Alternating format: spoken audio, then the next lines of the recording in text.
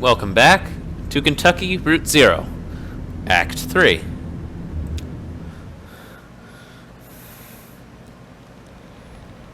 Hopefully we've gotten over the drugs, perhaps?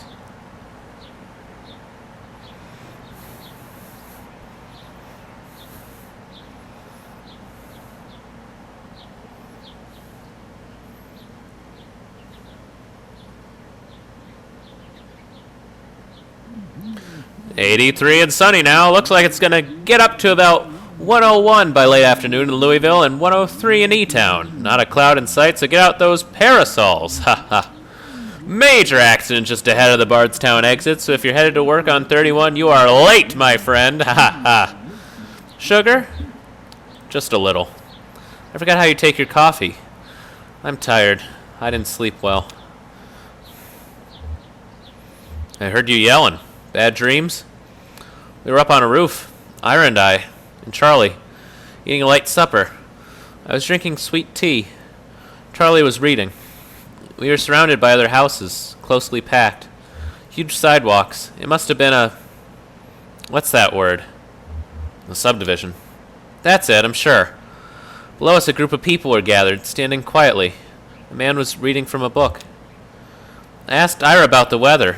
Would it rain on Tuesday? Or would the sun set? Something like that. He wouldn't answer me. Charlie stood up, and Ira told him to watch his step. And then I remembered... I woke up before I could stop him. Charlie was alone on that roof. I guess he was. He was so bright. His teacher said... What was the word? Imaginative. That's it. How could I forget? It wasn't his fault. It wasn't anyone's fault, Conway. That's what we mean when we say it's... an accident. Sure. Well, we have a mail order delivery today. Might be a long drive. I hope the truck can hold up. That truck will outlive us all. I hope you're right. Glad you'll keep it. Ira would have wanted you to have it. It's been running since Charlie was born. Ira took me to the hospital in that truck. So did you once. When you fainted. My hero. So, long drive? They said they couldn't come in person. Maybe just a shut-in. I don't recognize the address. The order is all... I'm sure we can fill it. Not much left back there. Well, that's good. Wouldn't want a disused pile of antiques to be my... Oh, what's the word? Legacy. Maybe. No, that's not the word. I just need to think a bit. More coffee or something. Or I've had too much. It'll come to you. Maybe. I'm not sure anymore. It seems inevitable there will start to be words that I lose forever. Where are those boxes you set in the hallway? Those are Charlie's old books. Oh. I thought we could look at them together. That sounds nice. Cora should be here soon. Will you wait with me? Sure, Liz. I'll wait with you. There's your traffic and weather on the 5s. That's every 10 minutes. Brought to you by the Consolidated Power Company. Stick around for Old Kentucky Home with Kate, helping you turn your humble home into a mansion after this.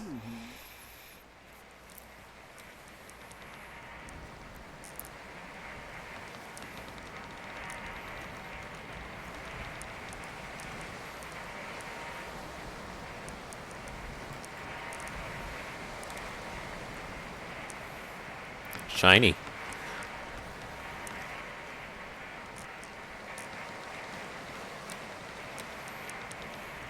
Oh wait, that reminds me of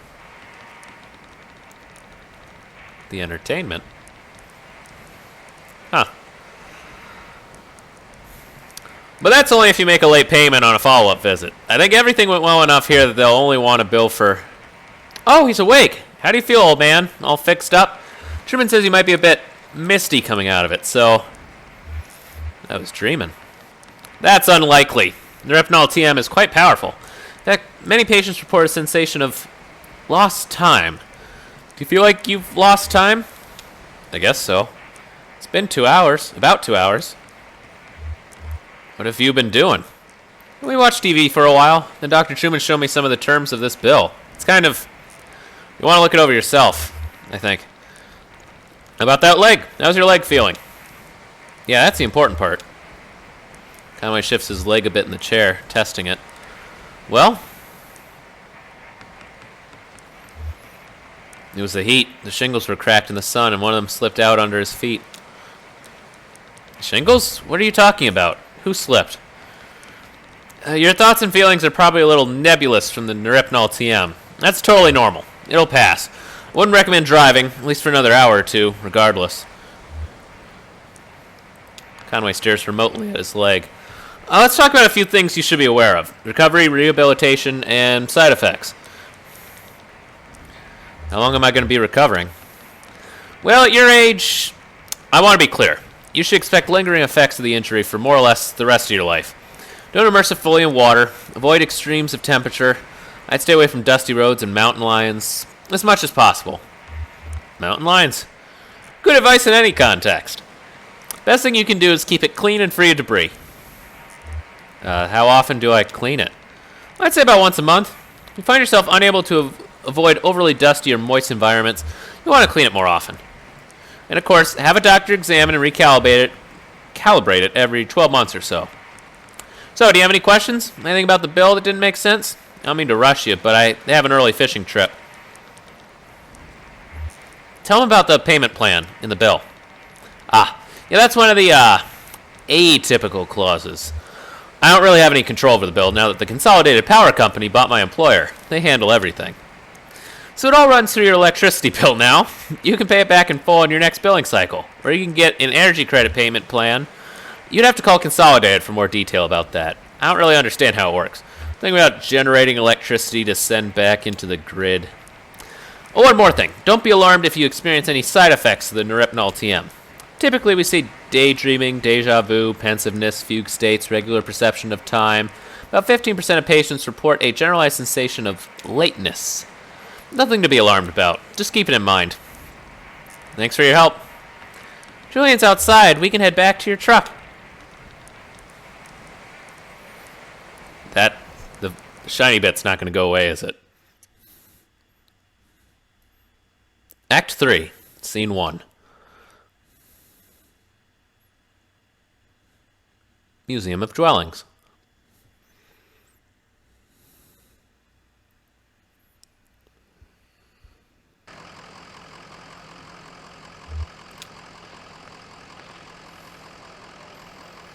How are the drugs treating you? Streetlights seem a bit brighter. Oh, like Trails and Tracers? Something like that. My mom used to get that. She had migraines. My folks had a peculiar relationship with medicine. We almost never had a regular doctor, or health insurance, or anything like that. Our immigration stuff was a mess for most of my childhood, so we only qualified for state programs in small patches before something or other would get contested. And we learned to just pile on dentist appointments and stuff in those short windows. The cut got infected or migraines were too much to handle. Mom would talk to so-and-so who knew so-and-so, usually another minor, end up with some pills.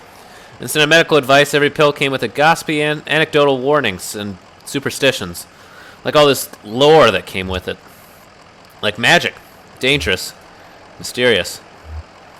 Ever run into any problems? Sure, yeah. Stuff would be expired or mislabeled. Mom was allergic to penicillin, as it turned out. That was scary. And one time, in high school, we even got these pills to help her focus. She was so smart, but always going off in different directions, mind racing.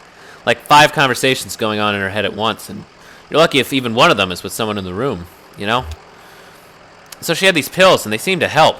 I was struggling in school, too, failing my history class. She offered to share the pills. Did it help? At first, yeah, helped a lot. I had a kind of presence and clarity of purpose that I've never really had otherwise. I didn't want to stop taking them. One day I was sitting on my bed, my notebook was open next to me on top of a textbook, and I was holding a pen in my hand. I remember this moment from several years before.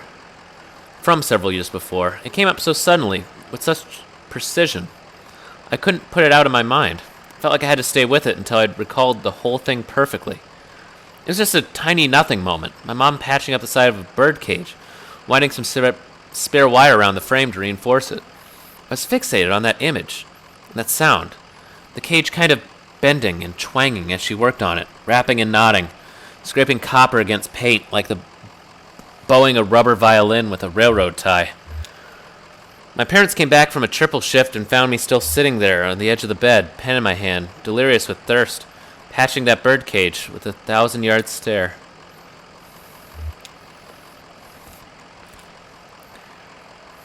Guess the rain stopped.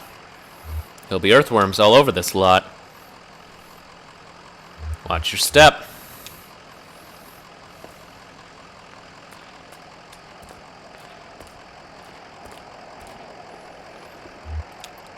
What are you guys doing? 9 a.m. to 5 p.m. every day of the year except Labor Day. Last admission is at 4 p.m. daily. Damn. Try the door. You're a little late for the museum. And then what?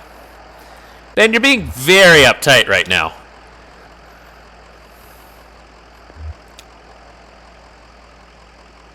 You're right, it's unlocked. I'm not sure it's finished in there, though. What's finished? Would it be better if it were finished? Can we be sure of that? They're pretty friendly in there. Hush, I think I heard a voice. Maybe a security guard? I didn't hear anything. We're just too late. Let's come back tomorrow. Alright, let's go in. If everything's shut down, it'll be pretty boring. It's definitely after hours. What? I said it'll be boring. No, we have flashlights. Look, if we visit by day, we see what they want us to see. If we visit by night, it's all up to us. How many conversations can I have with these people? Emily, Ben, and Bob argue about whether to enter the museum.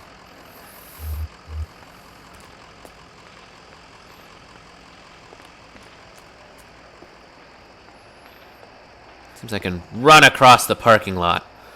I'm full of whimsy.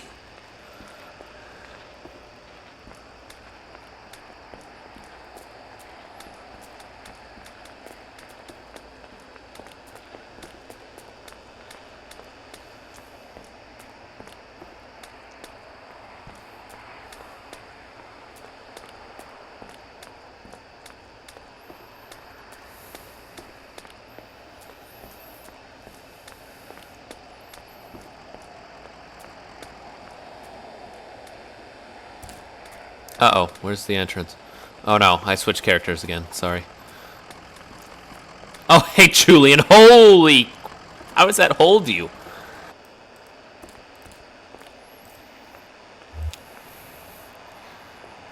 Are those people like your new family? I think we're friends. I don't have any friends because I'm so busy. Too bad it's not raining anymore. Did you make that boat? I folded out some paper from the front desk. How far do you think it'll go? We should stand here and watch it until it disappears over the horizon, with a far-off look in our eyes. I'll lay my head on your shoulder, and right when it's a tiny speck, just before it vanishes, you'll say something romantic. Okay. Well, we better get started.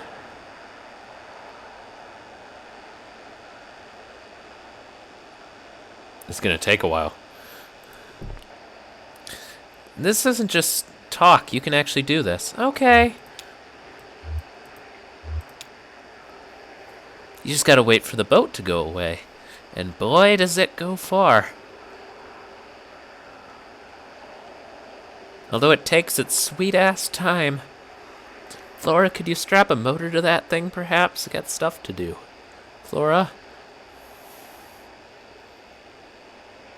Flora? Can you make wind happen or something?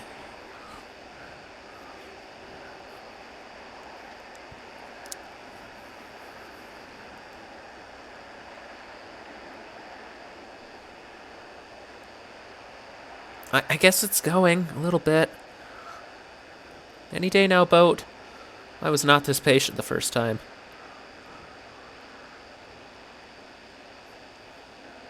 But it's worth it.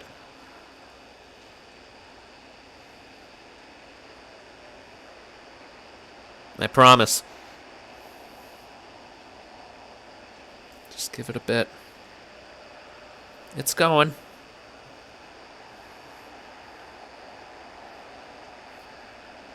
Okay, that was good enough. Can you still see it? No! My eyes don't work. I guess it's too late then to say something romantic. It could be something about the boat being gone. Better hurry up with a poem or something. A boat beneath a sunny sky, lingering onward dreamily in the evening of July. No, it's not even sunny. It's okay. I like you anyway.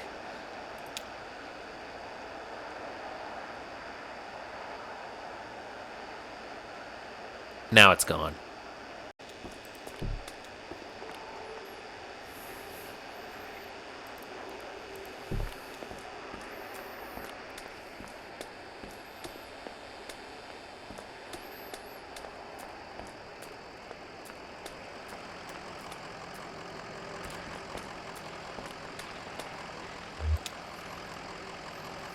So, what's the plan here?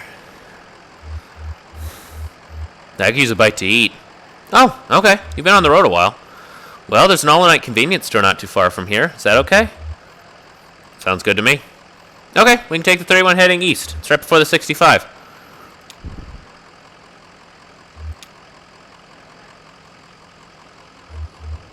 They don't want to stay any longer.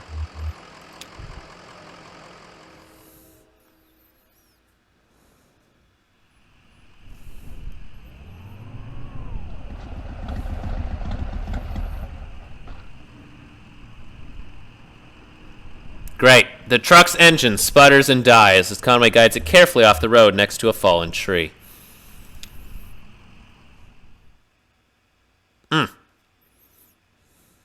Act 3, Scene 2.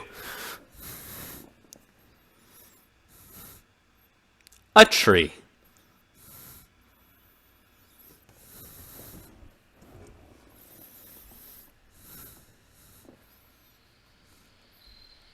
This is great.